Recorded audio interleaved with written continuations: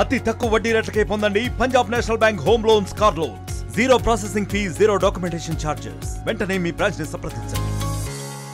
సూర్యాపేట జిల్లాలో జాన్పాడ్ దర్గా ఉర్సు ఉత్సవాలు ఘనంగా ప్రారంభం కావడం జరిగింది. నేటి నుంచి 3 రోజుల పాటు జరిగే ఉర్సు ఉత్సవాల్లో వేలాది మంది భక్తులు కూడా హాజరు కానున్నారని చెప్పొచ్చు. 400 సంవత్సరాల చరిత్ర ఉన్నటువంటి ఈ జానపాడు ఉర్సుకి ఆ కుల మతాలకు అతీతంగా మత సామరస్యానికి ప్రాతిపదికగా నిలుస్తుంది. కోరిన కోరికలు నెరవేరుతాయని కూడా ఎంతో నమ్మకం అని చెప్పవచ్చు.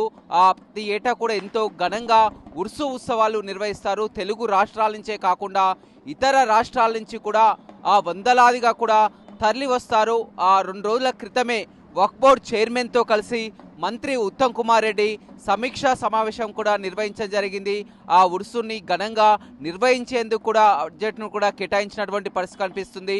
రేపు గంధం ఊరేగింపు ఉంటుంది. గంధం ఊరేగింపుకు ఇంకా వేలాది మంది కూడా తరలి వస్తారు. గంధం ఊరేగింపులో మంత్రి ఉత్తమ్ కుమార్ రెడ్డి కూడా పాల్గొంటున్నారు.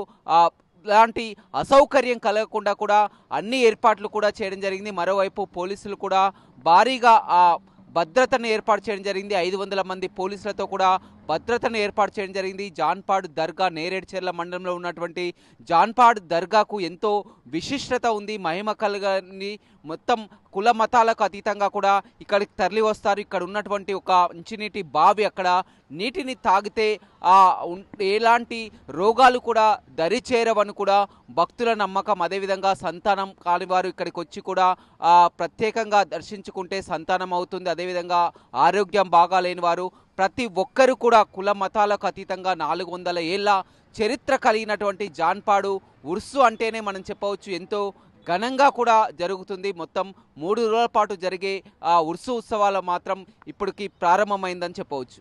మరిన్ని వీడియోస్ కోసం ఛానల్ ని సబ్స్క్రైబ్ చేయండి. లేటెస్ట్ అప్డేట్స్ కోసం వాట్సాప్ ఛానల్ ని ఫాలో అవ్వండి. ఆ లింక్ డిస్క్రిప్షన్ లో ఉంది.